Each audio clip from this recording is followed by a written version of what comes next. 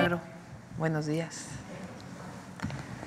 Buenos días. Hoy vamos a platicar sobre la Secretaría Anticorrupción y de Buen Gobierno que encabeza Raquel Buenrostro.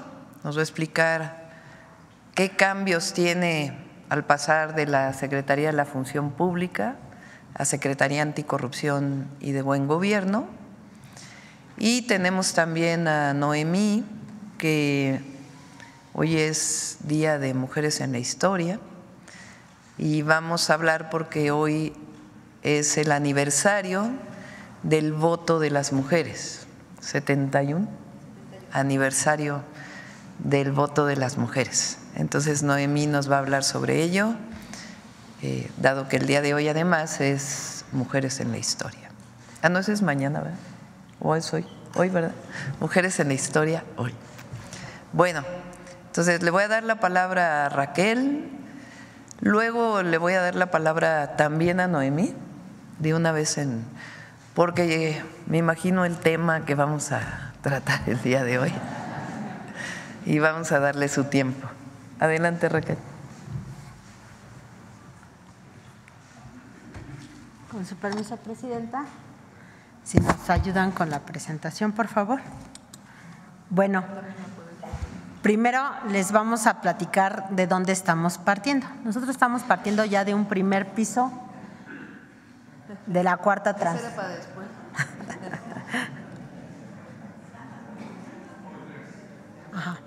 Bueno, estamos partiendo de un primer piso ya de la cuarta transformación y queremos cambiar la mística, la vocación de la Secretaría de la Función Pública, algo que entienda todo el mundo, pero también que tenga un mayor impacto en la vida de todo el pueblo mexicano. Y pues partimos de un primer piso, por eso primero empezamos por cambiarle el nombre a, bueno, fue una sugerencia de la presidenta, Secretaría Anticorrupción y de Buen Gobierno. Entonces, la siguiente, por favor. La siguiente. ¿Dónde estamos y de dónde partimos? Partimos ya de un ejercicio que se hizo ya de empezar a separar el poder político del poder económico. ¿Eso qué significa? Que el gobierno, en lugar de estarse preocupando siempre por beneficiar a los grupos más poderosos, a los más ricos, está viendo por el bien del pueblo. Eso nos da una mística y una vocación diferente al gobierno, que es una vocación de servicio al servicio del pueblo. Ya no actuar como se actuaba antes, siempre favoreciendo a las clases más privilegiadas. Entonces ya tenemos un buen punto de partida porque nos va diciendo hacia dónde se tiene que orientar nuestro gobierno. Adicionalmente también tenemos un ejercicio público distinto, como lo es la comunicación directa por parte de, en este caso, de la presidenta, como esta mañanera del pueblo, que ayuda a que la gente esté mejor informada, que no tenga nada más la información que nos quieren desmenuzar los poderes económicos, sino que sea una información más abierta, más fluida y más transparente. Eso hace que el pueblo de México cada vez sea más político y cada vez tenga más conocimiento y más herramientas para evitar que los gobiernos corruptos regresen. Darse cuenta dónde están los nichos o dónde estaban los nichos de corrupción y estos estarlos siempre vigilando y evitando. Entre las estrategias que se usaron, de las primeras estrategias que se utilizaron para ir abatiendo la corrupción fue la entrega directa de los recursos de los apoyos sociales. Esto permite varias cosas. Primero, elimina los intermediarios, que sin hacer nada pues llevaban comisiones, y una comisión pues, de todo lo que son los programas sociales es muchísimo dinero. Entonces, al no tener una comisión, al tener una entrega directa, pues también permite orientar cada vez más recursos a esta población y entonces podemos asignar más dinero a más gente que apoye directamente a la población sin intermediarios y con un mayor gasto efectivo en beneficio de la gente. También se eliminó la condonación de impuestos. Las grandes fortunas eran beneficiadas cada cambio de administración, venía una condonación de impuestos grandes a todos los poderes económicos que habían apoyado en las elecciones previas Y eso al final del día nada más se traduce en menos recursos para gobernar, en menos recursos para programas sociales, en menos recursos para las inversiones públicas. También eso se eliminó, se acabaron los privilegios. En la parte de impuestos ya hay piso parejo y todos los servidores públicos lo que estamos viendo es que estamos trabajando para el pueblo. Y también vino una mística de austeridad republicana, que quiere decir cero lujos, no menos gasto, porque incluso el gasto social ha incrementado, el gasto de inversión pública ha aumentado, lo que no se quiere es que sigan los lujos. Entonces, de cero lujos, porque no puede haber un gobierno rico con gente pobre. La siguiente, por favor. De los resultados de esta primera etapa, pues vemos que la tasa de los actos de corrupción disminuyó 11%. Es decir, de 15 de cada 100 que percibían o tenían una experiencia de un acto de corrupción en algún trámite con el gobierno, se redujeron a 14, que es una disminución del 11%. La siguiente, por favor. También la percepción de la gente, de cuando hacen alguna gestión con gobierno, tienen presencia en una práctica de corrupción, también se redujo en 8 puntos porcentuales. Ahorita la tasa de percepción es del 83.1%. Es la tasa más baja histórica desde que se tienen registros en el país. La siguiente, por favor. ¿Por qué es importante abatir la corrupción? ¿Por qué nos interesa abatir la corrupción? Bueno, la corrupción, no solo por cuestiones éticas, sino también pragmáticas, tiene que ser erradicada por el bien de todos. Primero, tenemos un ejemplo que es debilita el Estado de Derecho. ¿Eso qué quiere decir? Cuando hay corrupción no hay una impartición de justicia adecuada, prevalece la impunidad y al haber impunidad se vuelve un círculo vicioso porque entonces evita cada vez que la gente se inhiba ante la corrupción. Promueve, digamos, los actos de corrupción, hay impunidad y se regresa. Entonces, eso es malo porque afecta prácticamente todas las actuaciones del gobierno. Inhibe las inversiones. Si alguien quiere venir a inversiones y se presenta que con los trámites tiene que hacer moches para hacer sus trámites ágiles, si siente que no caminan, no hay certidumbre jurídica de si le van a dar una autorización o no. Estamos hablando a todos los niveles, tanto de municipios, estados, gobierno federal, poder judicial, poderes legislativos, se complican las decisiones. Y al no haber inversiones o al no agilizar tampoco el dinero, pues hay cada vez menos empleo y menos desarrollo económico para el país. También resta eficiencia y confianza en las instituciones. Si una persona está acostumbrada o se presenta ante una institución a hacer un trámite, una gestión y lo dilatan, hay discrecionalidad, hay moche, pues la gente empieza a perder la confianza en el gobierno, ¿no? Y al perder la confianza en el gobierno también recurre a él menos y se vuelve cada vez más ineficiente. Entonces nosotros tenemos que combatir la corrupción porque al revés, la obligación del gobierno es servir y trabajar para el pueblo. Genera desigualdad. Cuando hay corrupción todos los recursos no llegan adecuadamente. Reduce los ingresos públicos porque hay evasión fiscal, se hacen auditorías a modo, tenemos contrabando, la recaudación baja. En cambio, cuando se combate la corrupción, lo que podemos tener es, por ejemplo, aumentar los ingresos públicos, esto permite tener mayor gasto y ese mayor gasto también ayuda a mantener ciertos programas sociales, ciertos programas de inversión y va contribuyendo a ir desapareciendo la desigualdad entre la gente. ¿Por qué? Porque nos permite tener recursos públicos, mayor número de recursos públicos para poder poner a la gente, digamos, en mejores condiciones con diferentes programas, tanto sociales como inversiones. Y también la corrupción puede llegar a limitar el acceso a los servicios públicos, ¿no? Cuando se imparten o se prestan los servicios con discrecionalidad, pues no le llegan a toda la gente y solo le llegan a veces a algunos privilegiados que son los que tienen el modo de efectuar un acto de corrupción. Y nosotros no queremos eso, nosotros trabajamos para la gente, queremos darle servicio a todo el pueblo de México y nosotros gobernamos para el pueblo de México y no para unos cuantos. Entonces, todas estas afectaciones a la vida pública y al bienestar de la gente son consecuencia de la corrupción, por eso es tan importante erradicarla. Según estadísticas internacionales, en promedio en todo el mundo el 5% del PIB son actos de corrupción. Esto es muchísimo dinero, ¿no? Si nosotros habláramos, por ejemplo, de México con ese estándar internacional, pues podrían ser alrededor de 15,000 millones en cuanto a gasto público. Cada punto del PIB son 340,000 millones de pesos. 340,000 millones de pesos. Más de 1 billón de pesos. O sea, es muchísimo dinero lo que estamos hablando de corrupción. No, es un estándar internacional. Ajá. Es un estándar internacional, son los resultados que hacen de encuestas.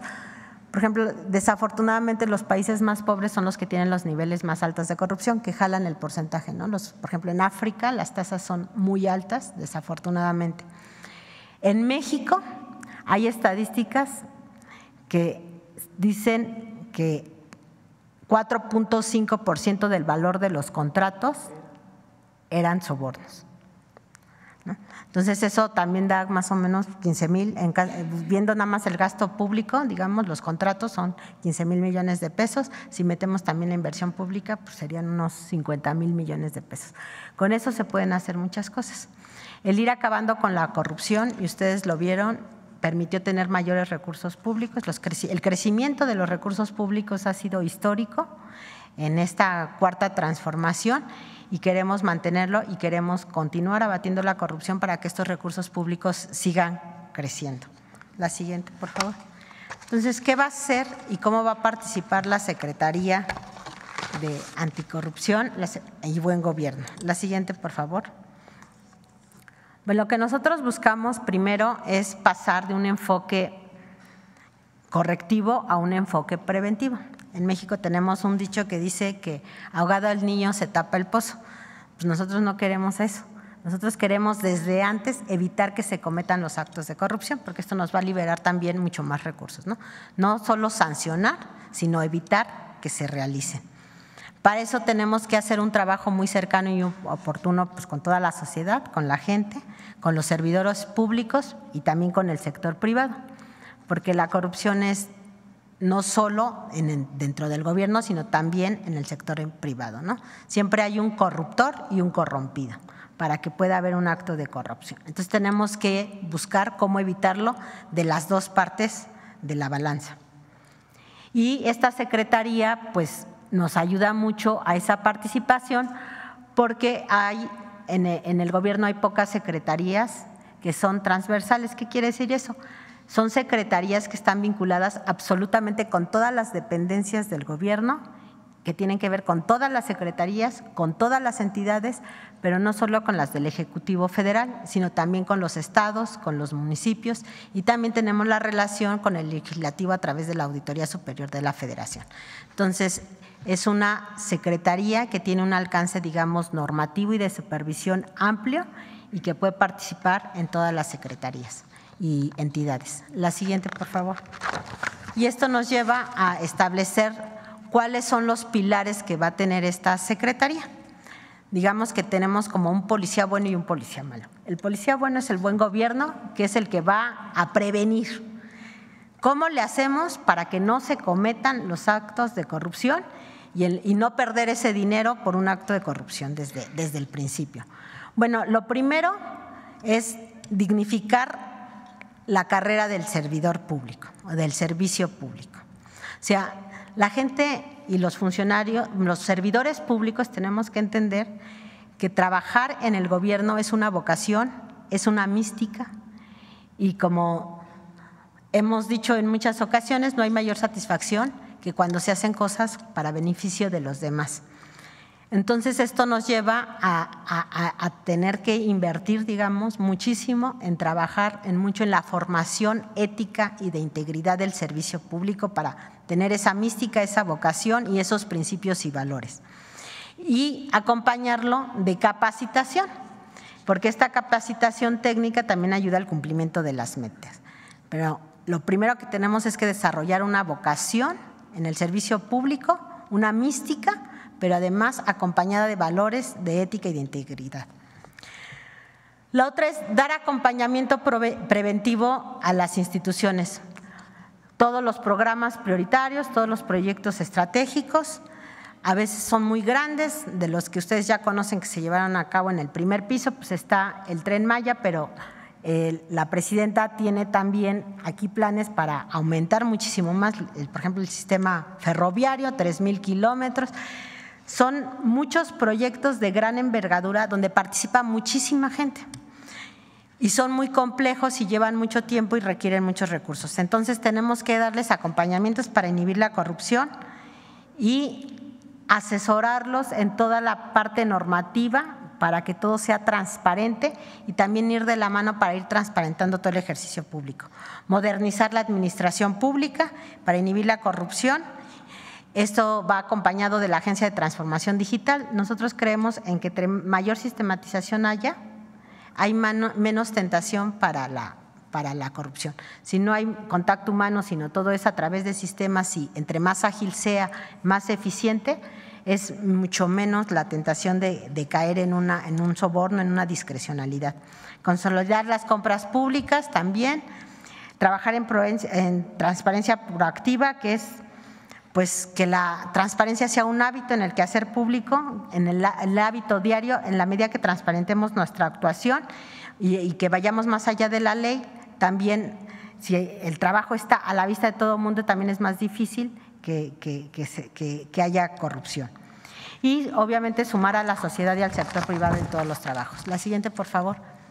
Y la área de anticorrupción es así, sería enfocar a los OICs en áreas de mayor impacto y relevancia. Son cosas que no se saben hacia afuera, pero luego la función pública resulta como en un aparato muy burocrático que hace trabajar mucho a las dependencias y las distrae de sus labores sustantivas. Entonces lo que queremos es tener no trabajar por trabajar, sino más focalizado y orientado siempre a acciones de mayor impacto y relevancia.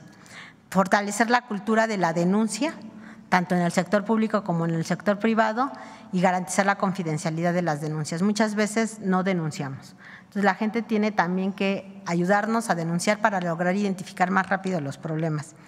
Realizar investigaciones que puedan inhibir la investigación, es decir, no hacer investigaciones al final o después, sino desde antes, ir viendo cómo va evolucionando el gasto público, evolucionando la prestación de servicios, evolucionando la percepción también de la gente, para que vayamos actuando y corrigiendo sobre la marcha.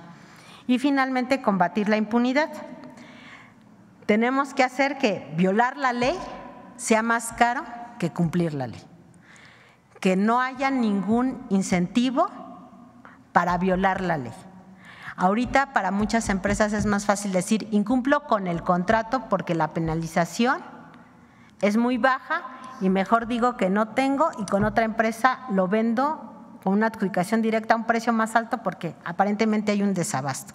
Entonces tenemos que hacer mecanismos legales, jurídicos, con certidumbre, donde violar la ley sea más caro que cumplirla. La siguiente, por favor. La siguiente. Y en estos primeros días que estamos trabajando, pues un encargo que nos dio la presidenta es trabajar junto con la Consejería Jurídica, con la Subsecretaría de Egresos de la Secretaría de Hacienda y trabajar en una reestructura de la administración pública, donde lo que se busca es una organización más eficiente, es decir, dadas las metas que tenemos como gobierno, cómo podemos organizarnos para alcanzarlas de manera más eficiente y más expedita y muy orientada a los resultados.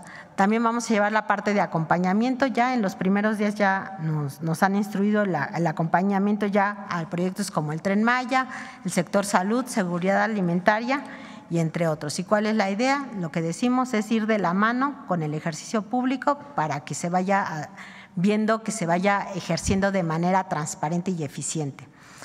Tenemos en puerta modificaciones a la Ley de Adquisiciones y a la Ley de Obras, que nos da agilidad en el proceso de adjudicación de contratos, en los fallos, pero además genera nuevos mecanismos. Estos nuevos mecanismos son eficientes y más competitivos. Se están incorporando, por ejemplo, las subastas, es decir, que empiecen las pujas para que los precios no sean el primero, sino se empiecen a bajar y poder tener beneficios. Ya hemos hecho algunos ejercicios y hemos logrado hasta ahorrar hasta un 70%, bajar el precio cuando se hace una subasta. También está el mecanismo de ofertas subsecuentes de descuento, que funciona de manera similar, o desarrollo de proveeduría muy específica. Por ejemplo, en el sector salud estaba muy cooptado por los prestadores de servicios integrales de salud, donde el intermediario era el que se llevaba toda la ganancia, los equipos, que son lo que realmente es más caro, que son los fabricantes, pues no tenían acceso directo, digamos, al gobierno, no vendían de manera directa, y el intermediario captaba todo el recurso y el servicio que prestaba el gobierno se elevaba muchísimo. Entonces, ahí tenemos que cambiar las formas de hacer las compras, cambiar las estrategias, y eso implica desarrollar proveeduría nueva. Si el fabricante no está acostumbrado a vender directamente al gobierno porque no instalaba en las salas, digamos, de hemodinamia, pues ahora tiene que hacerlo. Y luego la otra es trabajar también en ruedas de negocios de los compradores públicos. Nosotros también, como compradores públicos, como gobierno, también apoyar a las pequeñas y medianas empresas y a las empresas sociales. Estos son, por ejemplo, las cooperativas. Otro tema de intermediarismo, por ejemplo, son las empresas que hacen servicios de limpieza, las empresas que proveen papelería, etcétera. Entonces, ver cómo le hacemos para que participen más las MIPYMES y no tener esos intermediarios que acumulan y que son los que acumulan la rentabilidad, y las pequeñas empresas, que son las que dan 7 de cada 10 empleos, pues tienen las rentabilidades menores, o las cooperativas u otro tipo de empresas. Y una queja, una solicitud de información que ha sido muy recurrente en estos primeros días de gobierno y muy reiterativa, es las quejas sobre la información histórica de Compranet. Ahí les platicamos, había un sistema de Compranet 5.0 que quedó obsoleto, y allí ese sistema obsoleto tenía los contratos de 2012 al 2022. Ahorita estamos trabajando para extraer toda esa información y ponerla a la vista. En los primeros 100 días van a tener ya toda la información en todo. La siguiente, por favor. Y otro tema es el futuro de la transparencia. ¿Qué tenemos en la transparencia? Pues lo primero que tenemos que saber es que la propuesta de reforma mantiene la promoción, el respeto, la protección y la garantía del derecho al acceso de la información pública y a la protección de los datos personales. Es decir, no cambia en nada lo que requiere la gente en cuanto a información. En caso de aprobarse esta reforma, pues nosotros ya estamos trabajando en una propuesta de ley general de transparencia que garantice que esta secretaría pueda llevar a cabo todas estas funciones, y al mismo tiempo que no sea juez y parte, con el involucramiento de otros entes públicos, como son los tribunales administrativos, y con eso iniciar una era de transparencia proactiva, porque además de lo que marca la ley, la siguiente, por favor, lo que estamos diciendo es que vamos a trabajar mucho también de la mano con la Agencia de Transformación Digital para abrir muchos datos abiertos, a tener muchos datos abiertos y de fácil acceso para la población, para que pueda dar seguimiento, pues, a toda la actuación del gobierno. Entonces, en ese caso, ya con la transparencia, pues podemos también tener mucha claridad de que pues, vamos a tener cero lujos, menos burocracia, más eficiencia. La digitalización simplifica y agiliza los trámites, y además los hace más transparentes y los hace menos proclives a la corrupción. Y lo que también va a ayudar, si nosotros tenemos una transparencia en la información, una mejor rendición de cuentas y una mayor confianza de la sociedad. La siguiente, por favor. Y por último, pues nada más decir que a dónde vamos o qué pretendemos con todas estas actuaciones, pues es incorporar en principio a la sociedad en la lucha contra la corrupción. Si no se involucra a la sociedad, podemos caer en otros gobiernos, regresar al pasado. Entonces, para evitar regresar al pasado, tenemos que trabajar juntos en esta lucha contra la corrupción. Esto nos lleva a mejorar los servicios públicos y de atención que reciben las personas. Con todas estas acciones preventivas, lo que buscamos es cerrar la puerta a la corrupción, cerrársela definitivamente y combatir la impunidad.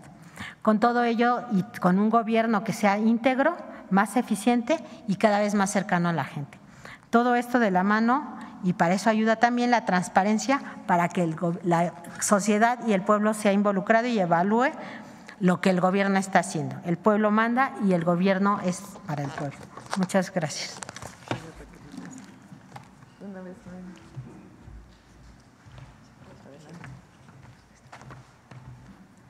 Muy buenos días a todas y todos.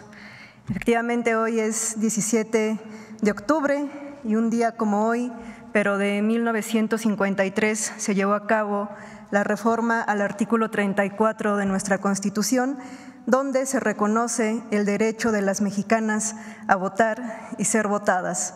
El primer comentario que me gustaría emitir al respecto es que muchas veces o frecuentemente enunciamos un día como hoy como cuando se le otorgó el voto a las mujeres.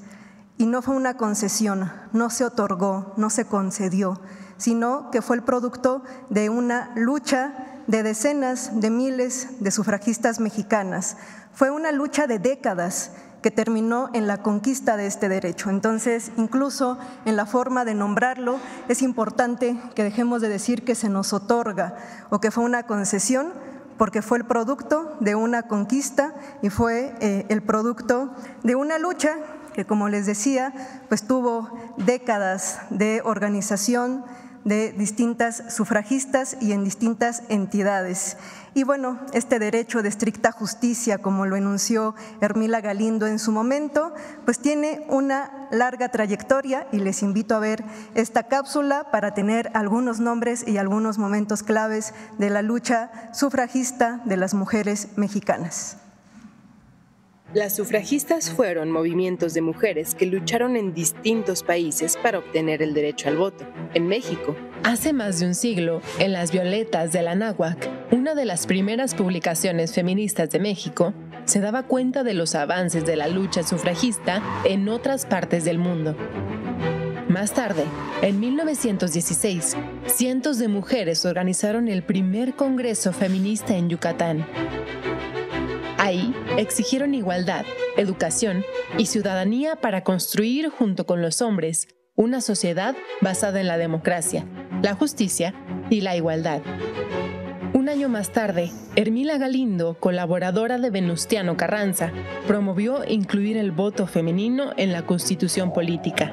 Y aunque los señores congresistas no aceptaron su propuesta, se postuló como candidata a diputada, argumentando que el genérico masculino Ciudadanos incluía a las mujeres. Igualmente, fue excluida. Las mujeres yucatecas, fuertemente organizadas y ligadas al socialismo maya de Felipe Carrillo Puerto, sí lograron ganar espacios a nivel local.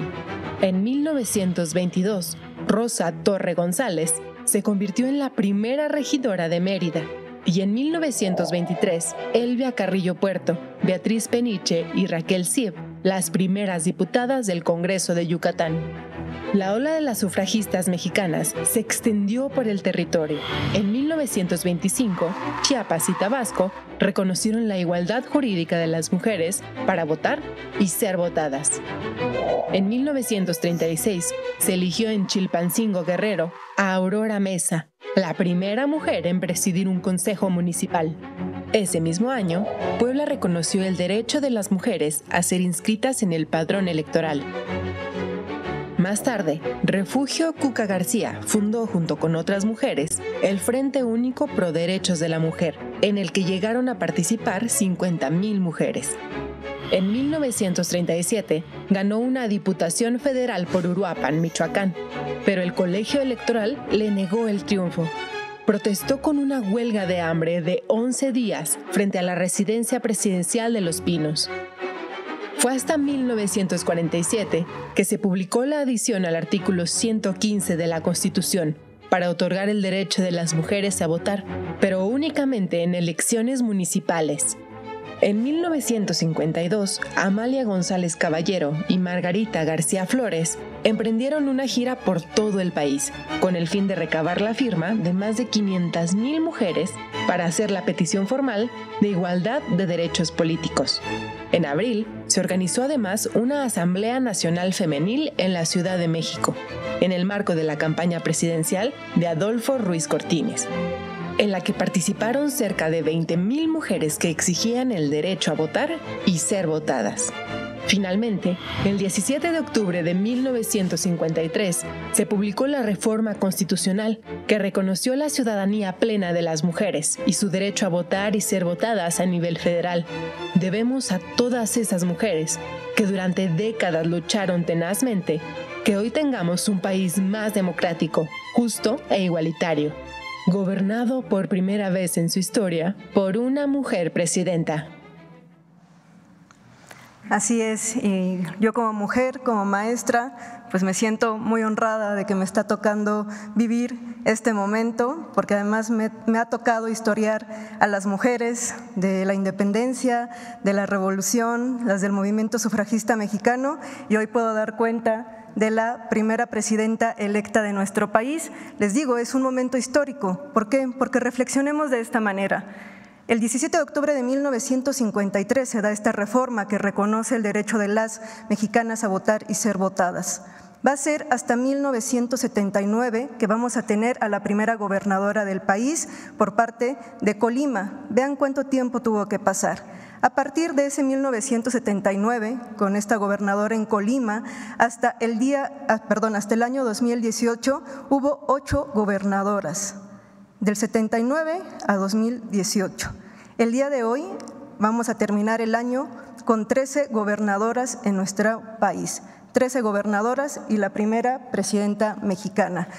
Así es que se está consolidando este derecho, se está consolidando esta reforma. Es un momento histórico, no había habido este número de mujeres al frente de entidades en nuestro país. Y bueno, también es muy importante mencionar que si bien después de la reforma de 1953 las mujeres se fueron integrando paulatinamente a las diputaciones, a ser senadoras, a ser gobernadoras y además de todo van a empezar ahora ya no solamente a involucrarse sino otro tipo de luchas dentro de la política de nuestro país y aquí me gustaría destacar por supuesto a la admirable Ifigenia Martínez que después de también ya una trayectoria política en 1989 se convierte en la primera senadora de nuestra república por un partido de oposición. Ya lo habían sido antes por parte de Sonora y de Campeche,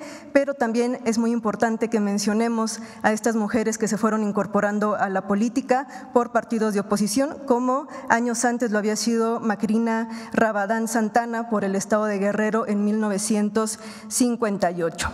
Y finalmente me gustaría también invitar a la reflexión de el por qué es importante ya no solamente estas secciones de mujeres en la historia, sino por qué es importante hablar de la posibilidad de que ahora las mujeres podamos votar y ser votadas. Creo que muchas veces nosotros nacemos creyendo que son derechos ya dados, ¿no? Que ya los tenemos. Por ejemplo, mi mamá ya nació con esta posibilidad, pero mi abuela no. Y el dar cuenta de que somos producto de la lucha de nuestras antecesoras hace que nos responsabilicemos de esos derechos, hace que los ejerzamos, porque nos damos cuenta de que no fue algo dado, fue algo luchado y fue conquistado, nos responsabilizamos de ellos y nos comprometemos con los derechos que todavía faltan por consolidar y que sean una realidad para todas las mexicanas. Estoy segura en este momento que Hermila Galindo, Elvia Carrillo Puerto, Refugio Cuca García, las miles de mujeres que conformaron el Frente Único Pro Derecho de las Mujeres, Esther Chapa, están muy orgullosas, muy felices, espero estén descansando cuando vean que se está volviendo una realidad por lo que ellas tanto se pronunciaron y lucharon de distintas maneras. Les voy a hacer también la invitación de que puedan consultar este libro que se editó el año pasado como parte del 70 aniversario de esta reforma constitucional. Está de descarga gratuita en la página del Instituto Nacional de Estudios Históricos de las Revoluciones de México. ¿Cuál es la importancia de este libro? Que contiene el archivo histórico de la lucha sufragista de las mexicanas. Pueden ustedes buscar su entidad, son los memorándums, oficios, telegramas, cartas que se estuvieron mandando a diputados, a los congresos para exigir este reconocimiento. Entonces es un material de descarga, vamos a también hablar más adelante de él, porque son casi 800 hojas lo que comprende el archivo de la lucha sufragista, que está alojado en el archivo histórico de la Cámara de Diputados. Entonces, esta es una selección, la pueden ustedes consultar de manera gratuita, y si quieren ver la firma en original de Elvia Carrillo Puerto, de Margarita Robles, pues es un muy buen material para que ustedes vean estas fuentes primarias y vean cómo argumentaban ellas este derecho de estricta justicia. Es cuanto, Presidenta, y es un honor. Bueno, muchas gracias, Raquel, muchas gracias, Noemí, y ahora sí vamos a las preguntas. A ver, por acá. Gracias, muy buenos días a todos y a todas. Juan Hernández de Yarobasta, Tabasco hoy, Campeche hoy, Quintana Roo hoy, de Grupo Cantón. Presidenta, la costumbre. Presidenta, preguntarle sobre el caso de Genaro García Luna, sobre esta sentencia histórica de más de 38 años de prisión, incluso este comentario que hace el juez que lo juzga, que pues es igual que el Chapo Guzmán. Conocer su opinión referente a esta sentencia, pero también preguntarle sobre este deslinde de Felipe Calderón Hinojosa, porque ahora ya hasta los del PAN ya le están pidiendo cuentas, entonces aquí ya parece que están tratando de curársela en salud. Entonces me gustaría conocer su opinión sobre este tema. Sí, ahora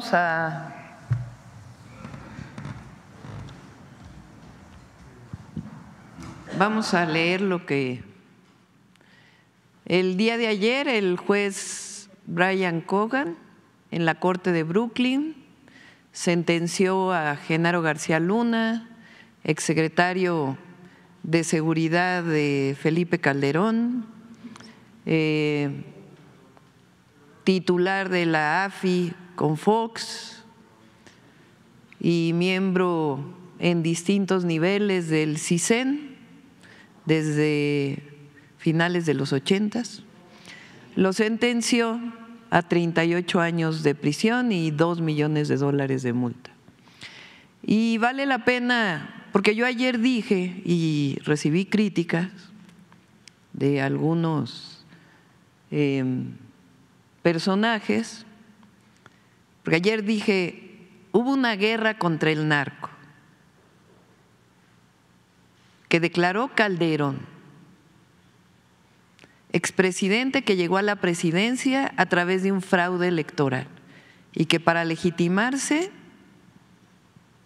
declaró la guerra contra el narco y que puso al frente de esta guerra a un narcotraficante, así lo dije ayer. Me dijeron, ¿cómo dice eso la presidenta? Bueno, vean lo que dice el juez. Tiene usted esa misma neblina, esa mente nublada que el Chapo.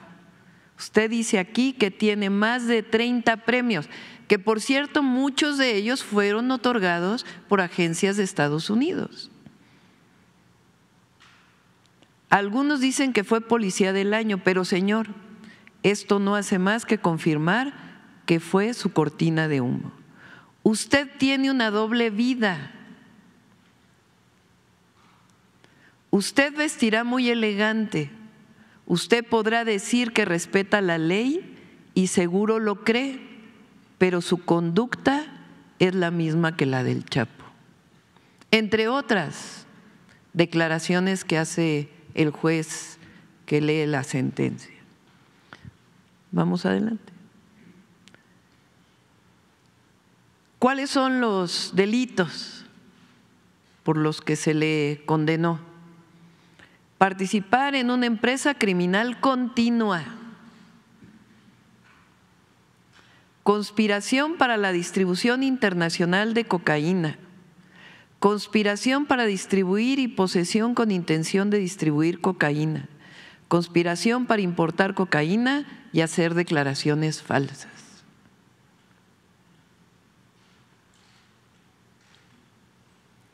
No se nos olvide que aquí en México el Poder Judicial ordena desbloquear cuentas bancarias de la esposa de García Luna. No se nos olvide tampoco que aquí el presidente López Obrador todavía la última semana de septiembre hizo una serie de declaraciones sobre este tema y entre otras dijo dónde están los recursos, porque si son de procedencia ilícita, ¿cómo es posible que se sigan utilizando libremente? Adelante. No se nos olvide las condecoraciones otorgadas a García Luna. En 2004 el FBI lo reconoció por las investigaciones y arrestos de fugitivos. En junio de 2005, la entonces titular de la Administración de Control de Drogas de Estados Unidos, la DEA, le entregó un reconocimiento por su valiosa colaboración en la lucha contra el narco. En abril de 2012, la CIA le otorgó un reconocimiento por su amistad, colaboración y apoyo durante su gestión como secretario de Seguridad Pública. 2012, cuando termina el sexenio de Felipe Calderón, recibe un reconocimiento por parte de una agencia de Estados Unidos y hoy está siendo sentenciado. Adelante. Ahora vamos a tu pregunta. O sea, porque no es menor, porque además de esto se ha hablado ya bastante, pero habla de la decadencia, de la degradación del sexenio de Calderón. Y después siguió, hasta que llegó la Cuarta Transformación. O sea, ¿cómo es posible que al frente de una guerra declarada, primero, ¿cómo declara una guerra en su propio país? Guerra quiere decir permiso para matar, bajo condiciones de excepción. Y pone al frente de esa guerra a alguien que ahora resulta que durante 6 años no se dio cuenta. Enfrentar el crimen organizado fue una de las decisiones más difíciles de mi vida y puse ahí a Genaro García Luna y no me di cuenta durante 6 años que estaba coludido, al menos con el cártel de Sinaloa. Es que hay que decirlo con todas sus letras. Pero lo volvería a hacer. Es que el pueblo de México no se nos puede olvidar lo que ocurrió en ese sexenio.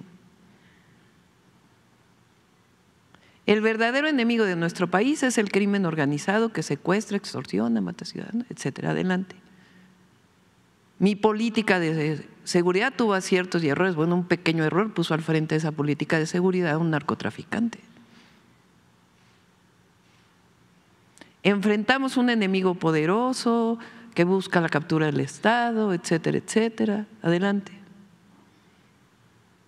Nunca tuve evidencia verificable que lo involucraba con actividades ilícitas.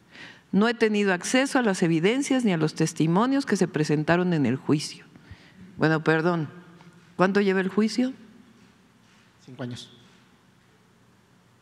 Hasta ahora que hay sentencia, entonces hay una declaración. Soy partidario de quien infrinja la ley debe asumir las consecuencias. Adelante. Todo un equipo de gobierno, pues sí, es lo que estamos haciendo, nada más que ni vamos a regresar a la guerra contra el narco y tenemos la certeza de que tenemos un equipo honesto al frente de la política de seguridad.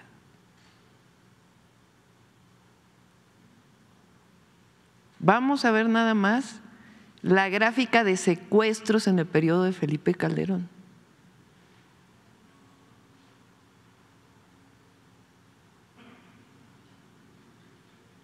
Adelante. La gráfica.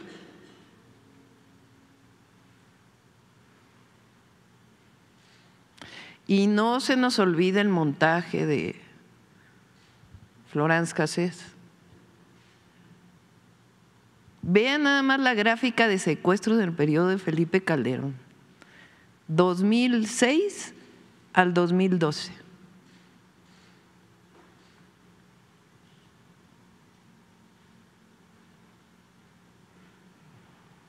Y después comienza a bajar. Y en el sexenio del presidente López Obrador, pues cae.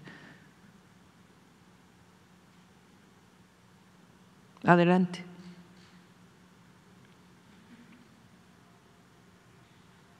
Adelante.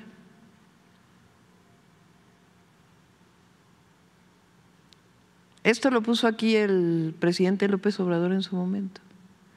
Es el libro de Sarkozy, expresidente de Francia, que dice: la relación de fuerza, bueno, vamos a ver, se trataba del papel decisivo que desempeñaba Genaro García Luna, el responsable federal de Seguridad Pública. La relación de fuerza entre ambos hombres estaba invertida. Era el mismo quien dictaba su voluntad al presidente y no al revés. Lo que sigue. Ya con eso. Se puede decir que el presidente… Entonces, ¿por qué digo esto?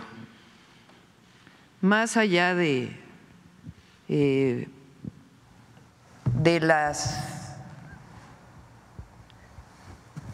asuntos penales, porque no puede volver a suceder en México.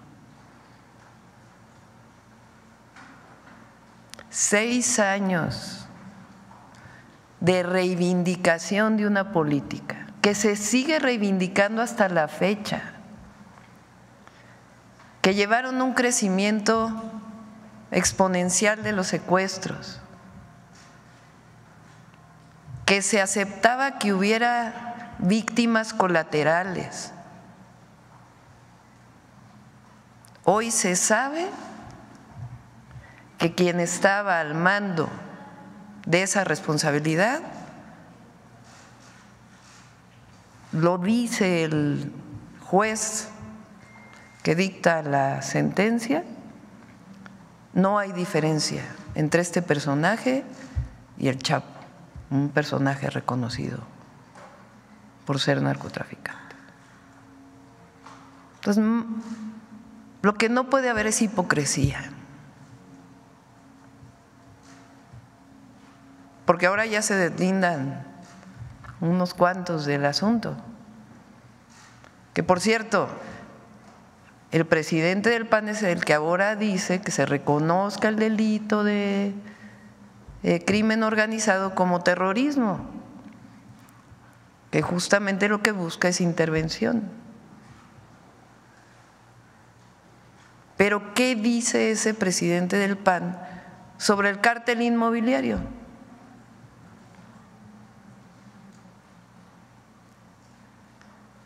Entonces, no es menor lo que ocurrió el día de ayer.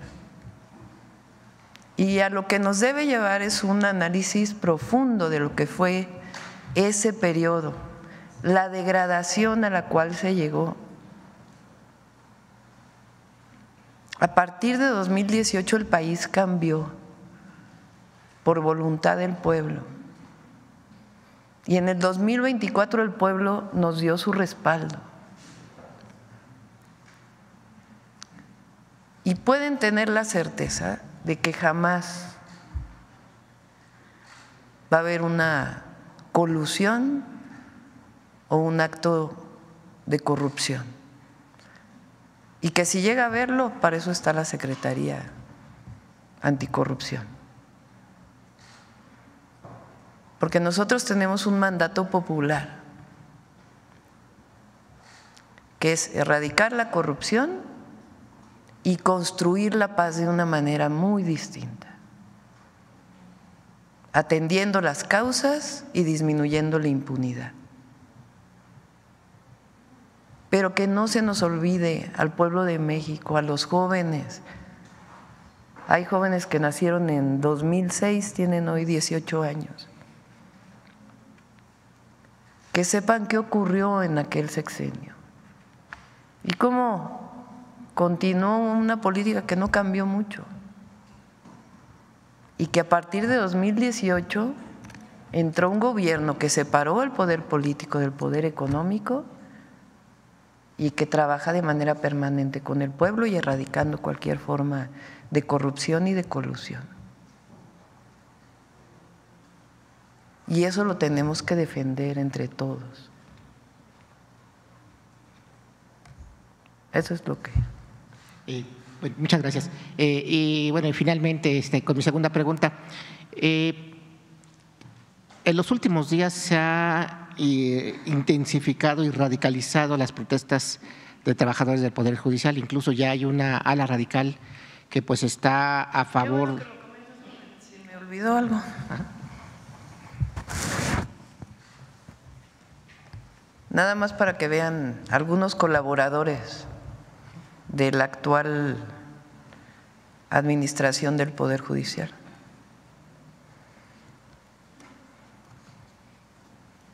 María Fernanda Casanueva de Diego, actual secretaria ejecutiva de la Administración del Consejo de la Judicatura Federal, quien fue directora general del Secretariado Ejecutivo del Sistema Nacional de Seguridad Pública con García Luna. Fue el fichaje estelar de la ministra Piña. Y hay otro. O sea, ¿por qué no se explica esto? Porque nosotros hemos hablado de un régimen de corrupción y de privilegios que terminó en el 2018. Y sí estoy siendo… porque no podemos no decirlo.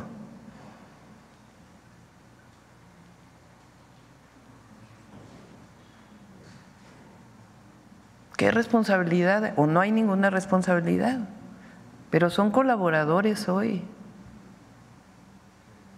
A lo mejor tienen que dar una explicación al menos al pueblo. Adelante, perdón. Sí, muchas gracias.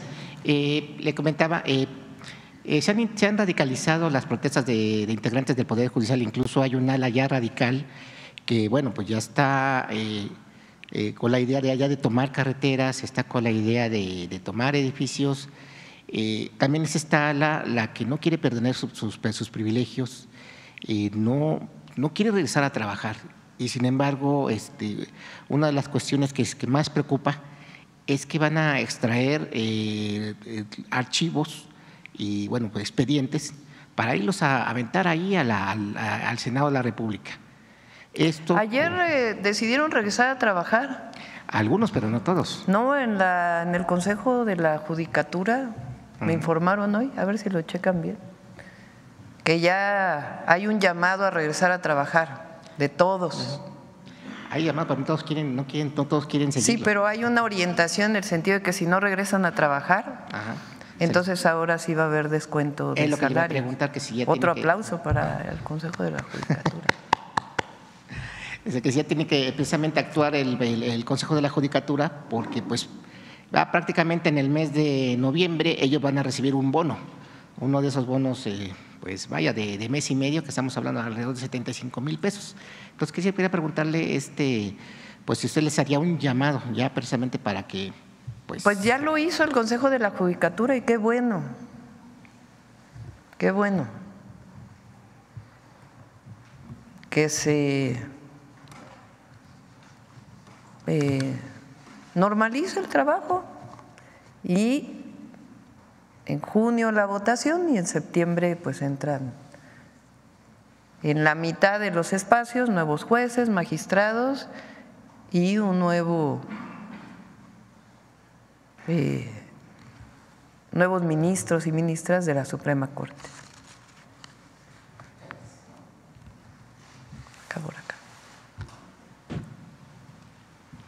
Gracias, buenos días, presidente. Arturo Pavón, del Chapucero y Efecto Colateral.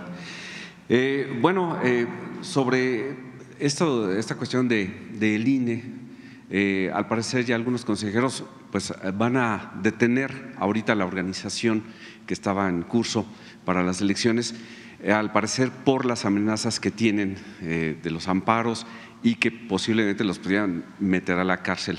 ¿Qué opinión tiene usted de esto? ¿Cómo? Sí, hay consejeros del INE que han detenido ahorita el proceso para la organización de las elecciones del Poder Judicial, de los jueces ministros. Sin embargo, pues parece que es por las amenazas que tienen de ser llevados a prisión por no detener ese proceso. Pues no tendrían por qué. Es una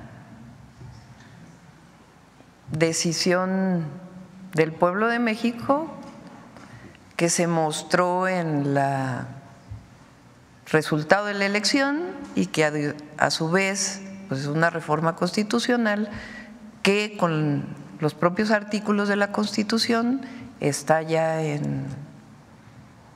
publicada en el Diario Oficial de la Federación y es la nueva Constitución. Entonces las y los consejeros pues deben seguir lo que establece la Constitución. No hay ningún amparo, ya lo dijo el propio Diego Valadez, que pueda evitar que se lleve a buen término la elección. Gracias. En segundo término, pues el Banco de México está haciendo compras o anunció que va a hacer compras de oro en lingote. Esto pues parecería que hay un cambio en la política monetaria del país. ¿Es así? Y en otra pregunta, ¿es posible que se esté acercando México entonces a la integración a un BRIC? No hay cambio en la política. Si quieren, invitamos al secretario de Hacienda para que pueda platicar en particular sobre esto. La economía de México está sólida, las reservas del banco están bien y esta decisión pues hay que preguntar en particular cuál es la razón, la causa de por qué toman esta decisión y que nos lo platique el secretario de Hacienda. Pero la economía de México está bien, está muy bien. ¿Se avisora un acercamiento al BRIC? No, en este momento nosotros lo que planteamos es la fortaleza del tratado, del TEMEC, y ampliar.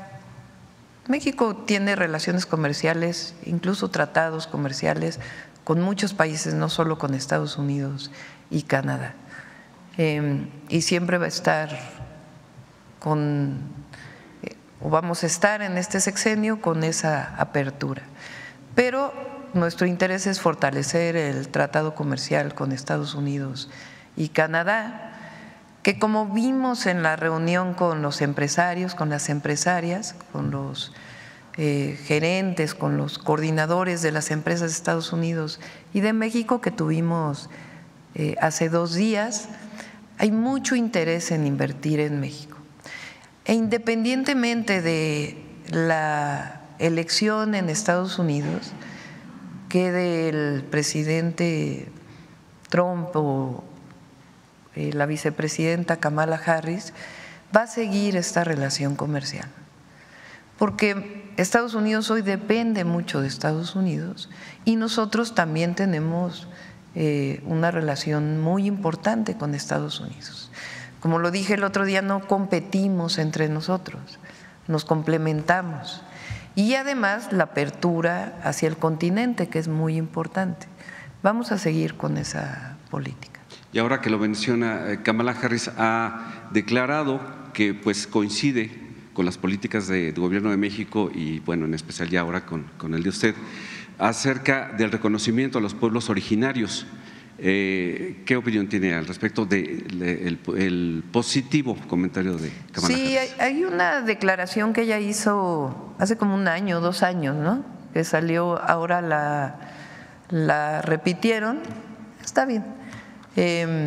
Si quieren ya mañana hablamos de ese tema o la próxima semana, en donde ella habla justamente del 12 de octubre. El 12 de octubre durante años, el otro día en un evento en el Estado de México, pregunté qué se celebra hoy y dijeron es el Día de la Raza. Entonces, primero pues no hay razas entre los humanos, eso está reconocido científicamente. Hay orígenes étnicos distintos, pero no hay razas, no está caracterizado eso biológicamente.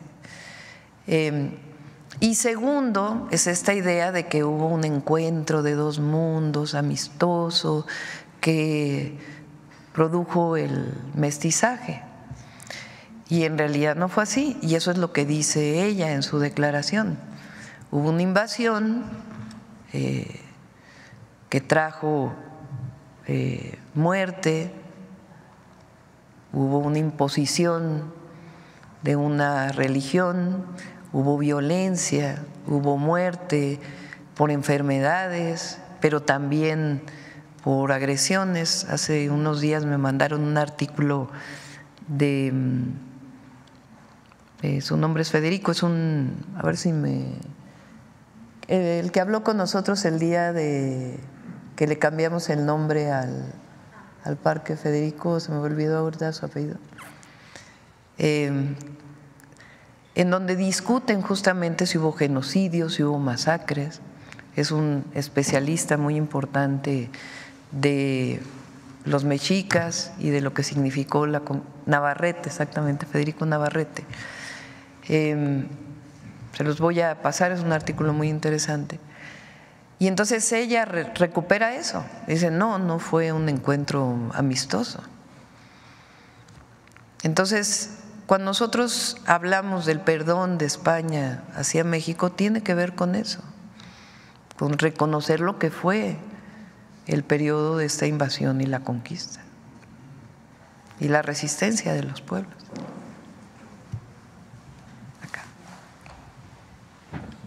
Muchas gracias, Presidenta. Nancy Gómez, de Sin embargo MX. Hay una especie de resistencia, como usted comentaba hace un momento, después de la sentencia contra García Luna, se necesita reflexionar sobre lo que pasó en esos años y sigue habiendo una especie de resistencia por al menos cambiar o reconstruir esta narrativa de las razones que llevó a Calderón a declarar esta guerra. ¿Habrá desde su gobierno algún tipo de investigación sobre, pues, que lleve a la no repetición de estos actos, o impulsará usted, apoyará, respaldará que la Fiscalía inicie una investigación formal contra Felipe Calderón a fondo, y no solo contra Felipe Calderón, sino otros implicados? Sí, yo creo que son dos temas, ¿no? O tres. Uno, la propia determinación de hacer una guerra, que aunque digan lo que digan, se siguen viviendo sus consecuencias. Eso es lo primero, que todas y todos los mexicanos tenemos la obligación de revisar qué ocurrió, por qué se declaró y cuáles fueron los resultados. Dos, ese es un tema. Dos, poner a cargo de la Secretaría de Seguridad Pública a un personaje que ya tenía antecedentes y que hoy está sentenciado en Estados Unidos por tener nexos con el narcotráfico, con una declaración del propio juez que no distingue entre un narcotraficante y a Genaro García Luna. No es menor eso. Y tres, ¿sabía o no Felipe Calderón? Él dice que no, pues los invito a reflexionar si sabía él o no. Y después lo de si se le juzga o no. Entonces no vamos a entrar en eso. Lo que queremos es que no se olvide y a quienes representan y cómo tiene el cinismo, la hipocresía de decir que lo volvería a hacer. O sea, ¿cómo? Y luego su propio partido se deslinda Pero ese mismo partido llama a declarar terrorismo, para que nos entienda la gente. Cuando se dice eso es porque están buscando intervención extranjera en México. Pero ese mismo partido tiene muchos otros, ha tapado muchos otros delitos de estos mismos personajes, como el cártel inmobiliario. Entonces, ¿por qué lo digo tan abiertamente, porque es importante? Porque es importante que todas y todos, medios de comunicación, comentócratas, pueblo de México, académicos, todas y todos, después de esta sentencia y de la protección que en su momento tuvo García Luna, entonces llamo a la reflexión y también a que el pueblo de México vea dónde está el cinismo y la hipocresía. Porque México sigue caminando y por eso hubo una transformación en nuestro país. Porque eso de lo que habla es de una enorme decadencia. Entonces, más allá del asunto penal, por eso lo digo, el tema es ¿qué van a decir hoy en todas las mesas de análisis de los medios?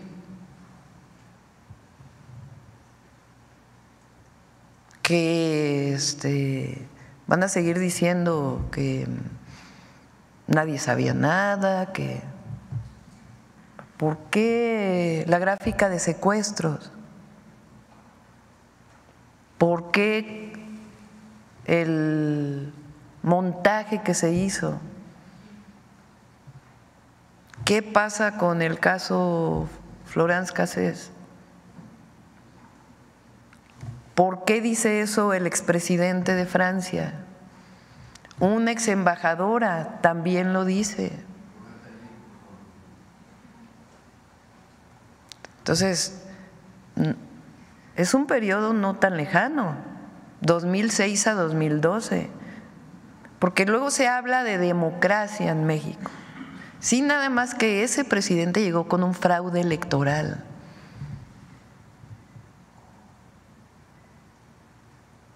Entonces, es un llamado a la reflexión de todas y de todos, porque eso no puede volver a ocurrir en México.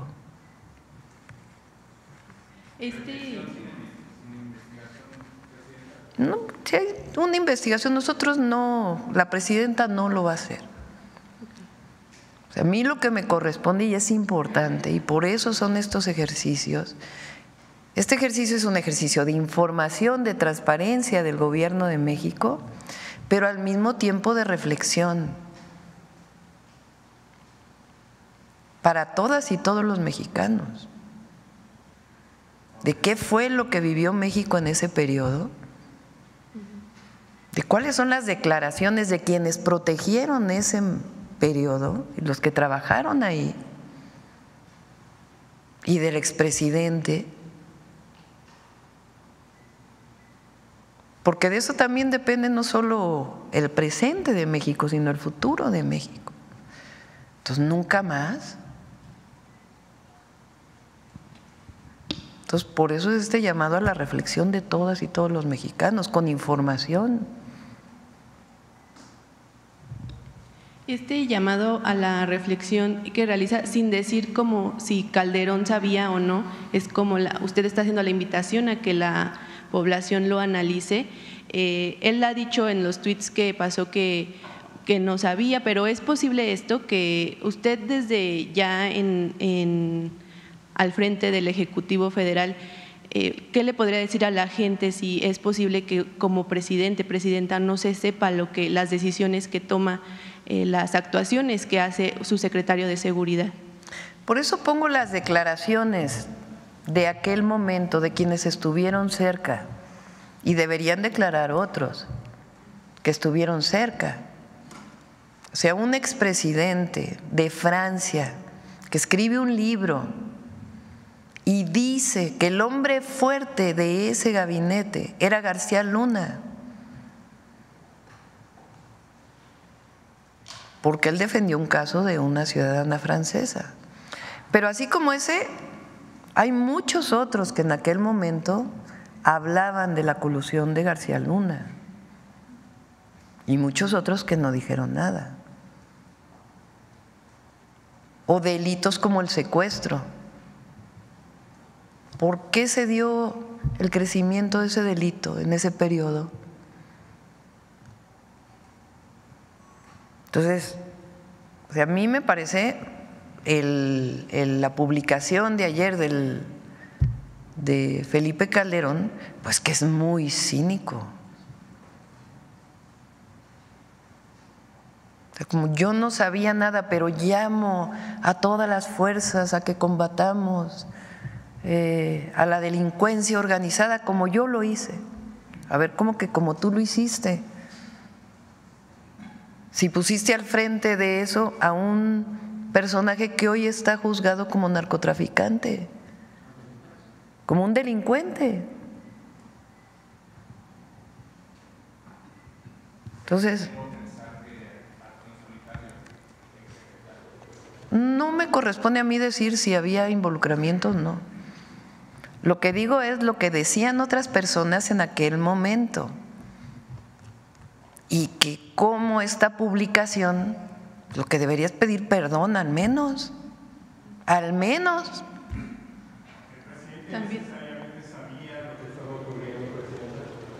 Ahí están quienes lo vieron, quienes hablaron con él.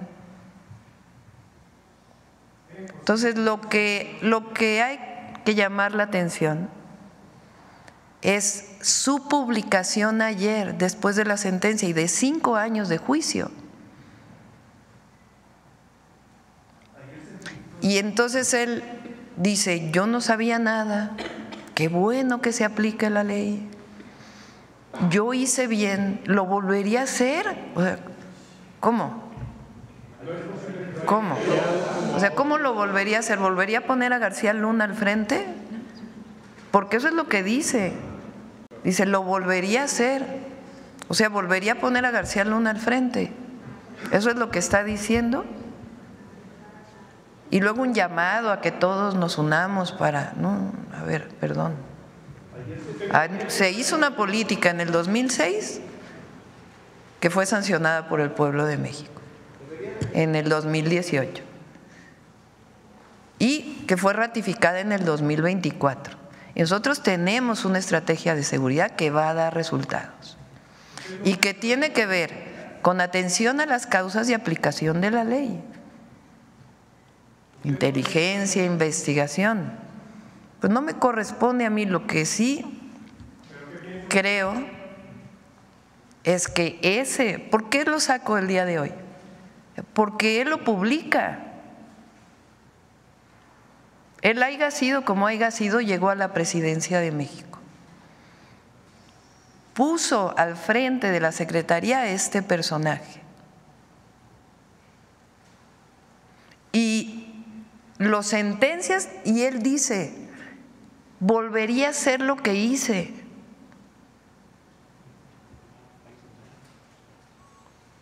Y llamo a que todos nos unamos contra la delincuencia organizada. O sea, con García Luna no, perdón. Entonces, por eso digo que llamo a la reflexión y que se lea lo que dijo el expresidente de Francia y lo que dice una embajadora de Estados Unidos de aquella época y muchos otros testimonios que hay y otros delitos como el homicidio o como el secuestro. Entonces, lo que estoy diciendo es la publicación de Felipe Calderón, lo menos que podemos decir es que es de un cinismo terrible.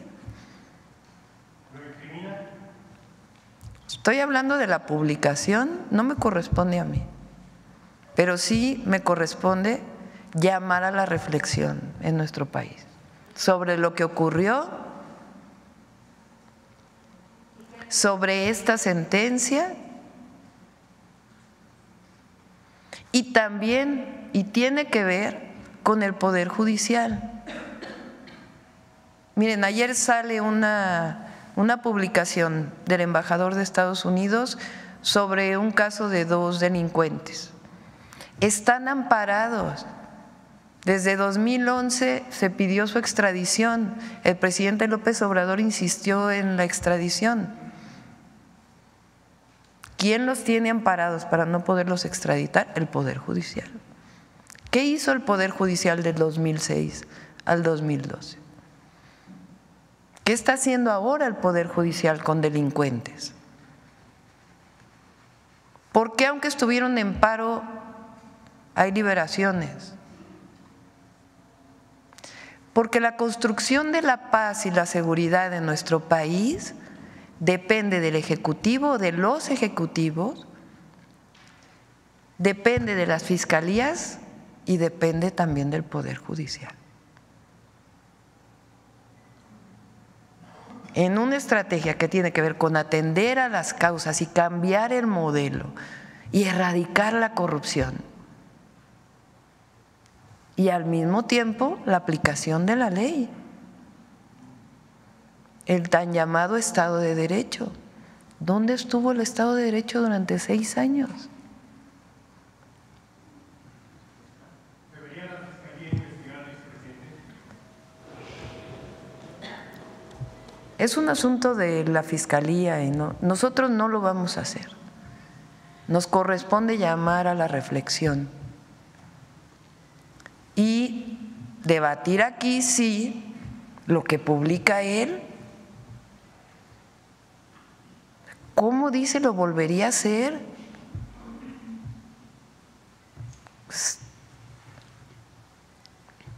O sea, ¿cómo? ¿Volvería a poner a García Luna al frente? Esa es la pregunta. Y claro, él tiene que decir, él dice que no sabía. Bueno, mucha gente lo dijo. ¿Considera justa la condena? No, no me corresponde. No es, a mí me corresponde primero cumplirle al pueblo de México, gobernar cercana al pueblo y cumplir con los compromisos que hicimos con la gente y seguir construyendo la paz y la seguridad en nuestro país con un modelo completamente distinto al de aquella época y que no haya ninguna colusión como en aquella época que hoy fue demostrado. Nada más ya para terminar, al inicio mencionaba al expresidente Vicente Fox también, que tuvo a Genaro García Luna como parte de su equipo. Él también tendría que dar explicaciones sobre esto y su crecimiento dentro de la policía, de la seguridad pública federal. Y en otro tema, Presidenta, desde el 4 de octubre está desaparecida la activista Sandra Domínguez en Oaxaca y su esposo. Entonces, no sé si tenga alguna información o que se sepa de este proceso de búsqueda, lo que nos pudiera informar. Muchas gracias. Sí, están trabajando en la búsqueda. La Secretaría de Seguridad Ciudadana, la Fiscalía Estatal y todas las fuerzas que se requieren para poderla encontrar. Sí están muy al tanto y se está buscando. Yo me refiero a Calderón, primero por el tema de la guerra contra el narco, y Fox también tendría que explicar por qué lo contrató, pero el tema es la publicación de ayer. No sé si coinciden conmigo. Ahora vamos a poner a votación.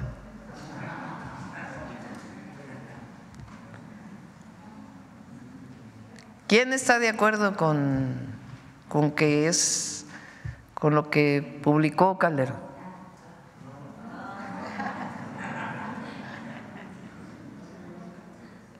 Bueno, ya ni hago la otra votación. O sea, el problema es lo que dice él después de la sentencia de su secretario de Seguridad Pública, que dice, lo volvería a hacer. No sabía nada, pero lo volvería a hacer.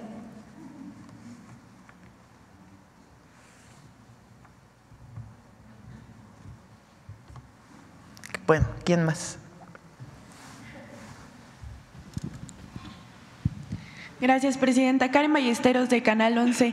Insistir en el tema de García Luna. ¿Cree que esta sentencia da un poco de justicia a todas las víctimas que dejó la guerra contra el narco desde 2006 hasta 2012 y, bueno, las consecuencias que vivimos hasta ahora? Pues en parte sí, no todo, obviamente. Pero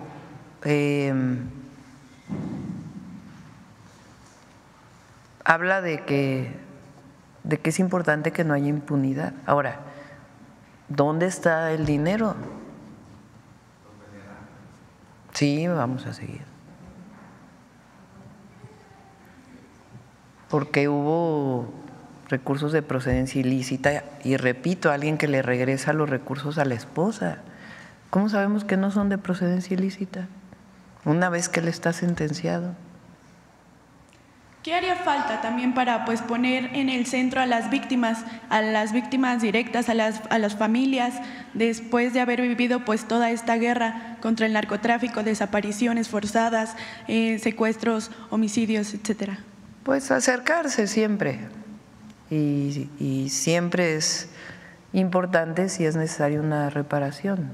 Para eso hay una ley de víctimas que establece todos los criterios para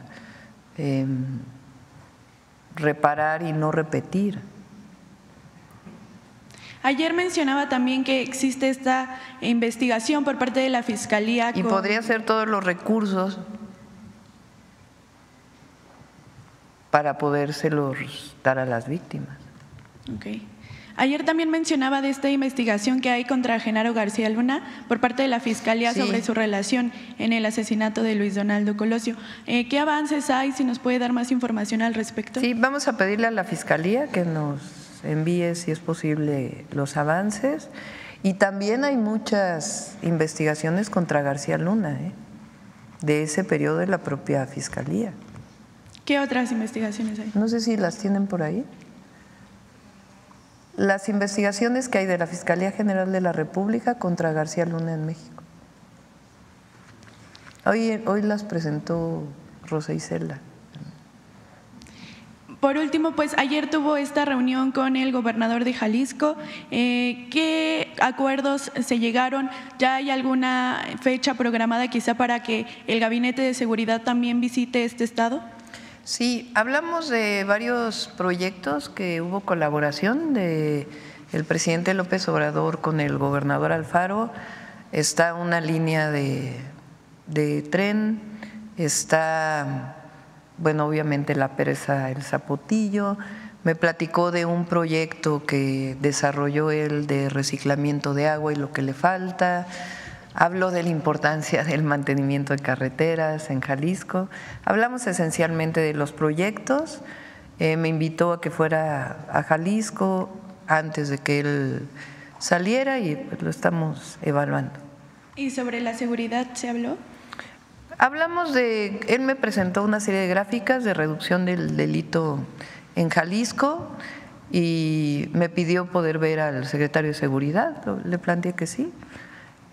Pero sobre todo giró en torno a estas obras públicas tan importantes que se hicieron con recursos federales. Acá. Aquí, y luego vamos. Bueno. Gracias, presidenta. Soy Wu Hao de la agencia de noticia Xinhua. Tengo dos preguntas. Primero, sabemos que México es la segunda economía de América Latina y también un mercado emergente muy importante del mundo. Y estamos muy cerca a encuentros multilaterales como APEC y G20. ¿Usted considera ir a esas ocasiones personalmente? Y usted y Gobierno de México, ¿qué plan o qué iniciativa llevarían para estas ocasiones? Sí, estoy considerando ir al G20, todavía no tomo la decisión. Lo he explicado aquí varias veces, es porque acordamos con el presidente de Alemania tener un encuentro con empresarios el 19 de noviembre y el 20 de noviembre tengo que estar en México por ser una celebración en México, y en todo caso estoy viendo la posibilidad de ir 18 porque creo que empieza el 17 en la tarde. Entonces esa es la razón por la cual estoy todavía valorando los tiempos, y nuestra posición tiene que ver con la política exterior en México siempre, que es la búsqueda de la paz, que hoy en México nuestra posición como México sigue siendo fundamental en ese sentido, y más por lo que está viviendo el mundo, y al mismo tiempo con la relación que tiene México con todos los países, y hoy como economía número 12 del mundo, que está incorporada a un tratado comercial con Estados Unidos y Canadá, pero que tiene relación con todos los países del mundo. Y la segunda pregunta, en su política exterior, ¿cómo evalúan la cooperación con China, especialmente en temas de energía renovable, intercambio culturales y también temas como comercio e inversión? Hay muy buena relación con China. Digamos que lo que no hay es un tratado de libre comercio, entonces hay una relación comercial, pero hay muy buena relación con China, y nuestra relación a través del tratado comercial con América del Norte, que tiene pues una serie de limitantes frente a lo que dice el tratado, pero es una muy buena relación cultural, comercial y de todo tipo. Y, por ejemplo, específicamente, ¿ve algún plan o algún punto que le ha llamado la atención para seguir esa cooperación con China? Pues hay que platicar con China, con su embajada. Hay un agradecimiento muy importante de México al gobierno de China por la facilidad que se dio de los enseres que llegaron a México después del Otis en Acapulco, que fue algo que trató en su momento el presidente Andrés Manuel López Obrador, y pues ya habría que sentarse. Es una de las tareas que tiene hoy tanto Relaciones Exteriores como Secretaría de Economía y otras secretarías, Cultura, etcétera, con la representación de China en México a través de su embajada y también del propio gobierno. Muchas gracias. Gracias.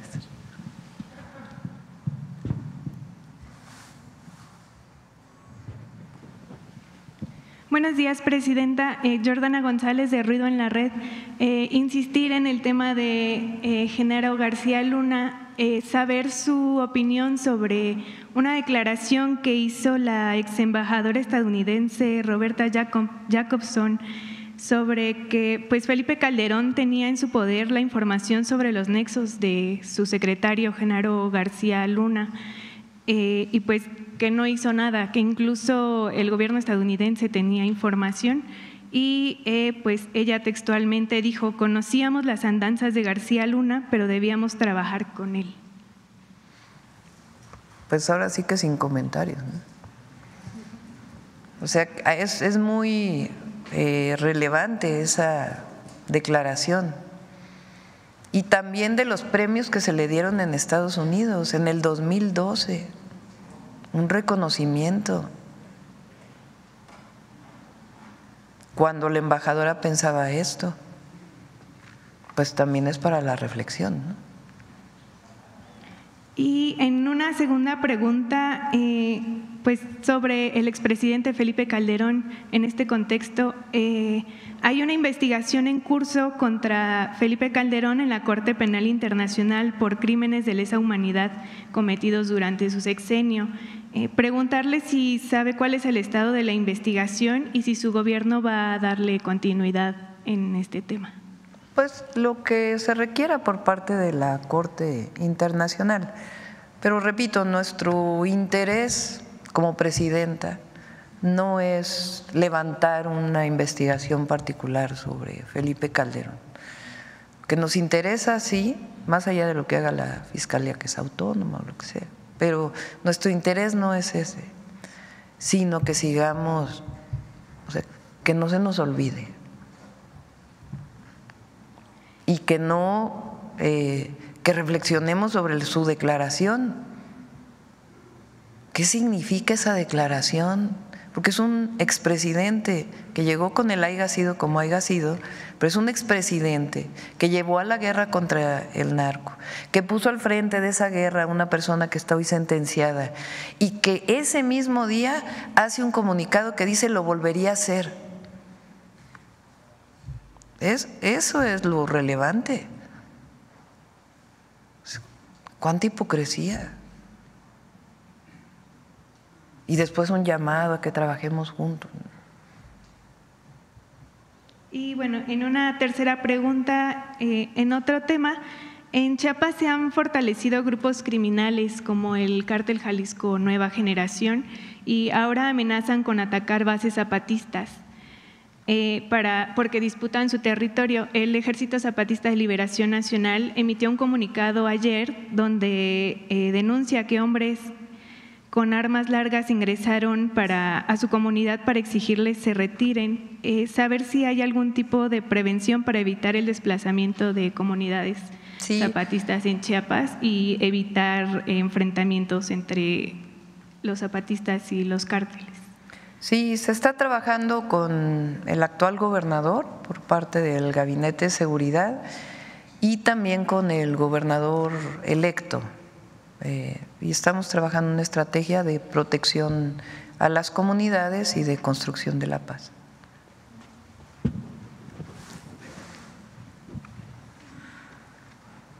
Ya son 9:12 horas. Gracias, presidenta. Reinaide Ramírez, reportera independiente. Uno, pues para no salirme del tema, cuando usted llama a la reflexión, ¿qué reflexión tiene usted sobre el hecho de que tenga que ser Estados Unidos quien traiga justicia a los mexicanos y si esto podría cambiar en su sexenio? Aquí se ha hecho justicia. Con personajes de alto nivel. Cada 15 días el presidente López Obrador presentaba todas las detenciones y lo vamos a seguir haciendo. Vamos a reanudar el informe de seguridad.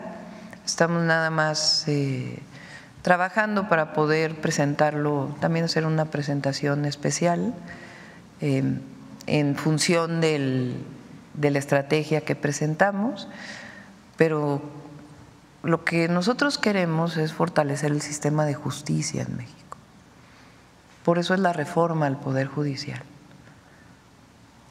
Pero sí está consciente de que Estados Unidos es quien le ha traído a México esta justicia cuando hay personajes de alto nivel. O sea, en México no se ha encarcelado nunca un expresidente, por ejemplo, que señalados Peña Nieto de corrupción, Calderón y Fox y todos para atrás. Y bueno, también el presidente AMLO fue señalado, pero bueno, no se ha investigado. Y ¿usted cree que con la reforma, ahora con esta reforma que se ha hecho, se pueda en México justamente llevar a la cárcel a funcionarios o exfuncionarios de alto nivel? Pues cuando haya pruebas. A ver, ¿cómo funciona el sistema de justicia? ¿Cómo va a la cárcel una persona? Se abre una carpeta de investigación a partir de una denuncia del fuero común, delincuencia organizada, delincuencia de cuello blanco. Se abre una carpeta de investigación. ¿Qué pide la Fiscalía? Pruebas suficientes. ¿Qué lleva ante un juez? El juez, ¿qué hace? Dicta una orden de aprehensión o una orden de cateo, o lo que corresponda, a partir de las pruebas que se presentan en la Fiscalía. Las fiscalías son autónomas y el Poder Judicial también es un poder distinto. Nosotros lo que queremos es que haya justicia para todas y todos los mexicanos, en todos los ámbitos. Por eso la reforma al Poder Judicial. Y cada parte tiene que cumplir con su tarea. Entonces, cuando se pone así es como si fuera la tarea del Ejecutivo. Hay un sistema de justicia y lo que queremos es que se erradique la corrupción en cualquier lugar en nuestro país. El presidente López Obrador avanzó muchísimo, si no, no podría haber hecho ni los programas de bienestar, ni el Tren Maya, ni la refinería, ni todas las obras, porque no subió impuestos. Pero le faltó y el antes combate a la corrupción. A ver, antes había condonación de impuestos a los demás de arriba. No, Llevó una iniciativa a la Constitución para que no hubiera condonación de impuestos y la gran mayoría hoy pagan sus impuestos. Pero dejó ir a Romero de Champs, por ejemplo. Pero no le corresponde a él, le corresponde a la Fiscalía si es que hay una denuncia.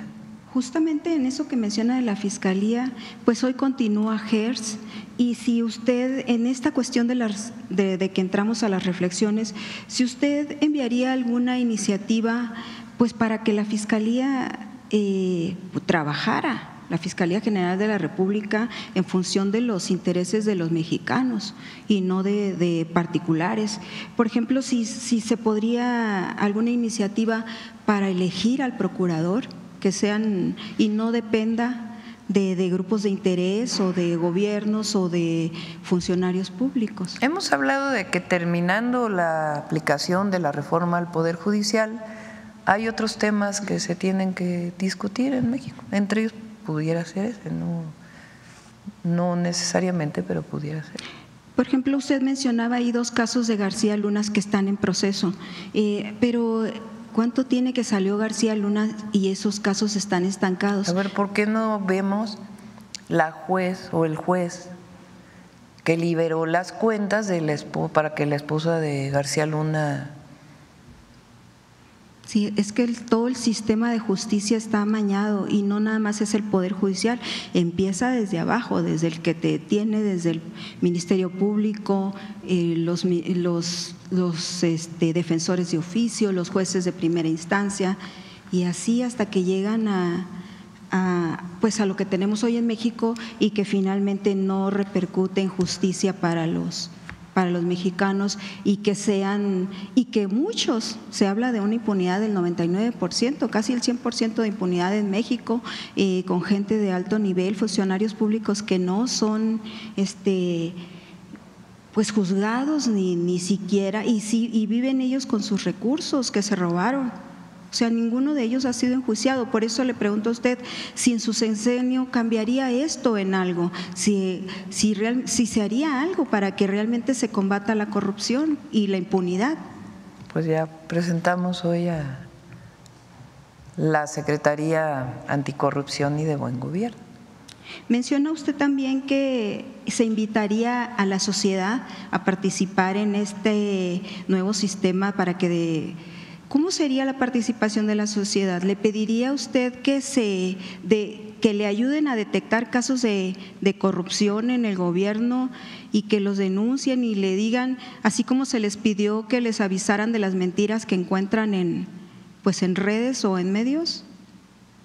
Es lo que planteó Raquel. ¿Eso se va a hacer? ¿Van a poner algún correo o algún sistema? Ya existe. Pero además es una de las tareas de la nueva Secretaría. Hoy se cumplen 5 años con el canazo.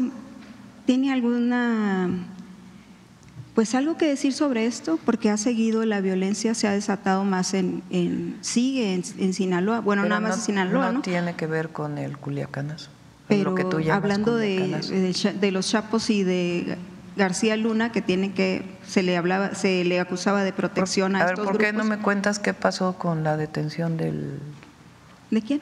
Del Mayo, que se denunció aquí varias veces? Bueno, hoy precisamente tiene audiencia también. Sí. Y ya usted hablaba ayer de lo del Mayo, de que están esperando, que todavía no tienen ni idea de qué pasó ahí y están exigiéndole a Estados Unidos. Pero también el gobierno federal debería de tener alguna… ¿Quién extraditó a… ¿Tienen inteligencia? ¿Quién extraditó a uno de los hijos de uno de los narcotraficantes de Sinaloa? Contéstamelo tú. ¿A quién se refiere? ¿Del último o de Ovidio? De Ovidio. Ah. ¿Quién lo extraditó? Pues los Estados Unidos. No, ¿quién lo extraditó? Bueno, fue en el sexenio del presidente AMLO. Y justo, pero lo dejó ir la primera vez, hace 5 años. Vamos a terminar la conferencia. Si quieren. Nada más, presidenta, las investigaciones de la Fiscalía contra García Luna. Presidenta, en Cajeme hay un muchacho, hablaba usted de las aplicaciones, hay un muchacho de una aplicación que manejaba un Uber que está desaparecido en Cajeme. Saber si a usted le ha reportado de este caso en las reuniones de la mañana. Sí, dánoslos de todas maneras. ¿Y qué se está haciendo? Es Jesús Enrique Contreras. Pásanos el caso. Está en el… ¿Tiene usted se le mencionó este caso en la… Lo tiene la Secretaría de Seguridad, pero de todas maneras recibimos la información. Ayer hicieron la familia una manifestación para buscar ¿por qué no lo están buscando? Porque la Fiscalía dicen ellos que el no caso y con gusto lo vemos. ¿Y tiene entonces algo sobre lo que pasó hace 5 años de Culiacán? ¿Sí, algún compromiso? Se detuvo después y se extraditó. O sea, es que no se puede aislar nada más el caso hace 5 años, sino qué pasó después. ¿A los sinaloenses algún mensaje? Vamos a trabajar con el pueblo de Sinaloa, siempre, y tenemos una estrategia de seguridad que va a funcionar. Lo que no va a haber es guerra contra el narco, eso sí no va a haber. Y tampoco la colusión que hubo y que fue demostrada ayer por un juez de Estados Unidos en el gobierno de Calderón. Ahora vamos a ver las… Gracias. Pero las denuncias no vienen ahí concretas. Si quieren mañana se las pasamos. El día de hoy vamos a estar esencialmente aquí en reuniones internas. Mañana vamos a Tabasco, el sábado a Campeche y el domingo a Yucatán. Gracias a todos y a todas.